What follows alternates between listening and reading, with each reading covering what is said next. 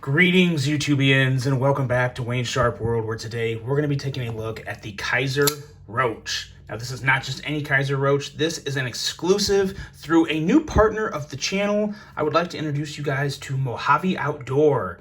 They're a very cool retailer, somewhat new to the scene, and they have a very unique offering. They only offer Kizers. They specialize in retailing the Kizer brand.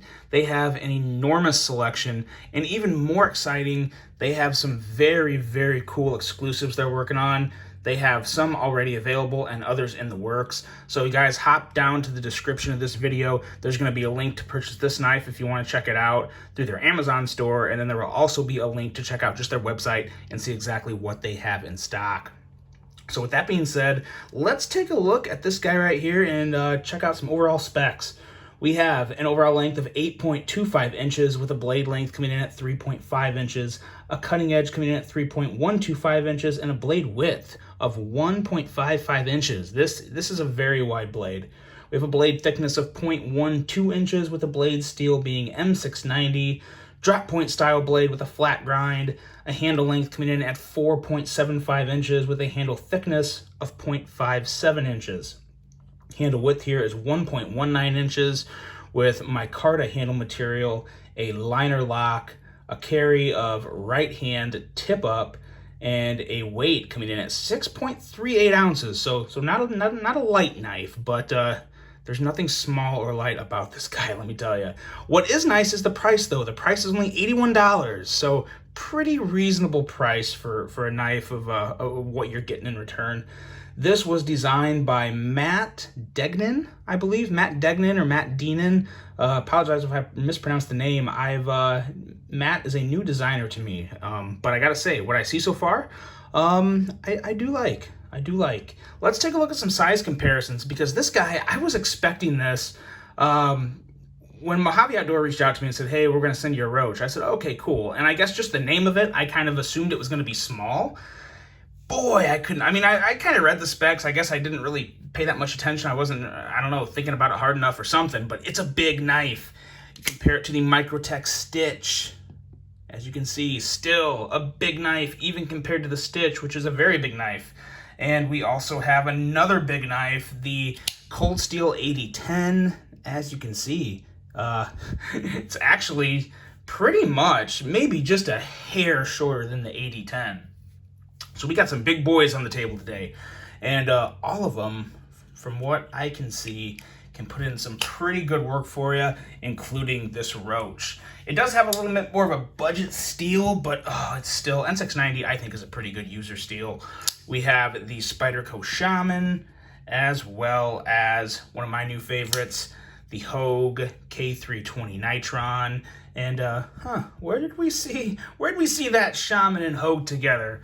Battle of the Blades, that's where. But as you can see, some pretty good size comparisons for you there. Now you know what we have in terms of size. Now let's take a look at this knife. And I gotta say, when I first saw this knife, it wasn't one that popped out to me aesthetically to begin with, but it's a very unique knife. You definitely have to have a passion for bigger knives to really appreciate this guy. And it is a very big, wide blade, but also a pretty solid slicer. It's got an edge coming in at 18 thousandths. And in all honesty, when it comes to edges that are put on knives and just the overall sliciness of a blade, Kizer does a very, very good job. From the edge they put on to the cutting geometry they design their knives with, Kizer is one of the best in my opinion, and you don't hear that a lot about Kizer. I think they kind of get lost in the mix with WE and Civivi and CJRB and all these, and QSP and all these other Chinese manufacturers. Kizer is absolutely right up there at the top for me. Probably, I'm not going to put him in the same group as Riot. I kind of put Kizer with, definitely QSP and CJRB. And I'd probably put them up there with WE too, because they make some WE caliber knives, and they're as good as anybody when it comes to a nice, thin, slicey edge. And even this big beast of a knife right here is a pretty good example of that. I do wish, however, the grind on this blade, I wish it was a full flat grind, just because it would do nothing but help it. And I don't see why not. I don't know. I don't know if that's part of the aesthetic preference when it comes to making it look like a roach. I don't get it, but it would look so much better if that was just a full flat grind coming up there. You move the Kizer symbol over a little, and it's just that much more slicey. But at the same time, like I said, this blade can still put in some pretty good work for you. One thing that I do really like about this knife is the tip. It kind of has that. It's almost like a bigger version of like the CJRB Rhea, and I know that sounds crazy, but I'm just talking about the tip, because the tip, it has the belly, the belly, the belly, and then as you get to the top, it straightens out right here, and it helps make an extra aggressive tip.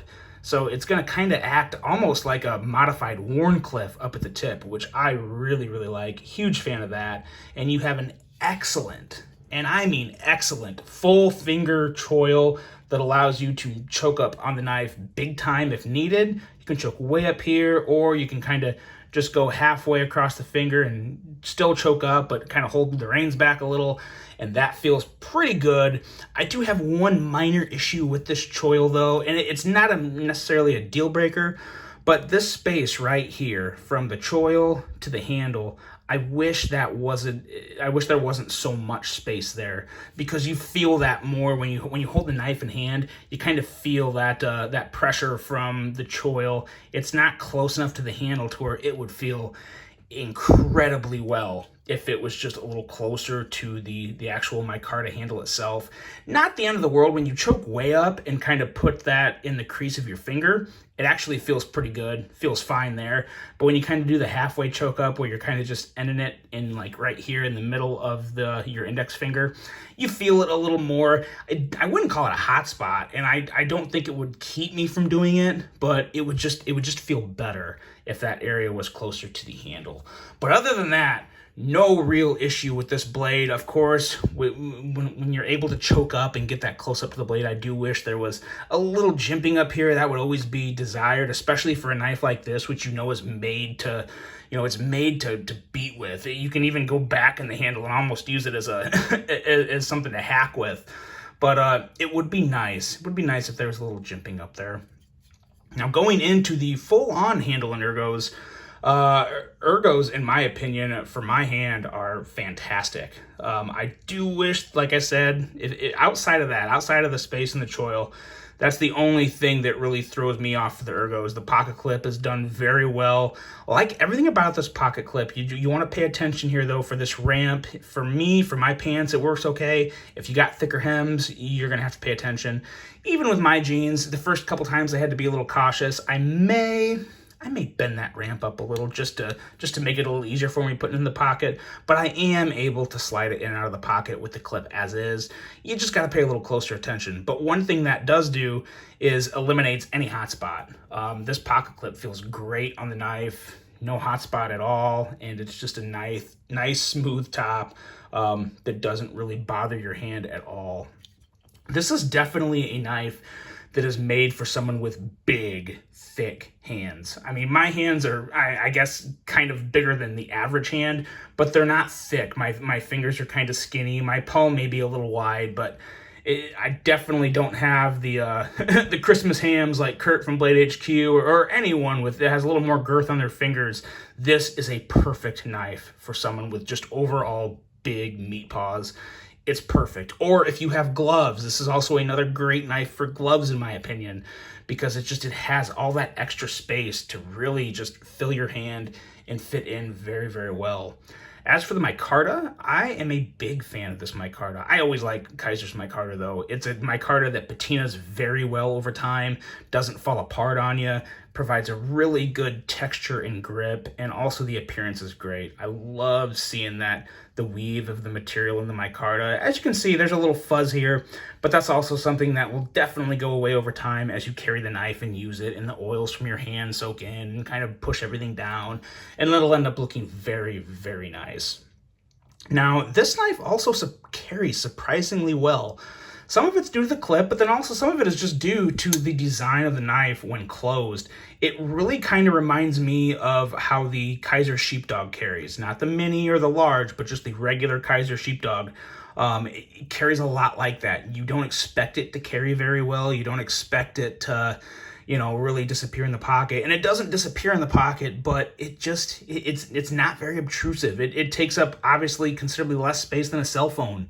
It doesn't show a really huge bulge in your pocket. I was wearing golf shorts yesterday and had this in the pocket, and you didn't even, you could see a little of it, but it wasn't like sticking out in a big obnoxious bulge. So I really, really like that. And lastly, you have a very easy access to the liner lock here. Nothing too special with the liner lock, just a very typical budget style liner lock. But again, if it works, it works, and no issue there whatsoever. Going into the action. The action to me is definitely the best thing about this knife. I could not believe how crisp and snappy this blade was working with the detent. You have a big, rather heavy blade, but it's still falls shut, flies out, and you can push button it. You can push button it really well. You can flip it, and it flips great if you light switch it. But when you push that flipper in, it just snaps out with a pretty good amount of authority, and it's just a very, very fun knife to fidget with this flipper. Huge fan of this action. It's so smooth. It's so fall shutty. The blade centering is perfect. Completely on point. Liner lock is very solid. No blade play or any of that stuff. Believe me, guys, if I ever have a knife with blade play, you will know about it. I will scream it from the rooftops because blade play absolutely drives me crazy. None of that here. Just fine, smooth, buttery action. For a knife that's $81, overall thoughts on this guy are very, very good. Again, this is not a knife. If I went to a knife store, or if I was shopping online at Mojave Outdoor and I was looking for a knife, this is not a knife that I would pick first, just because it never really popped out to me. But I'm really glad Mojave sent this over to me to check out.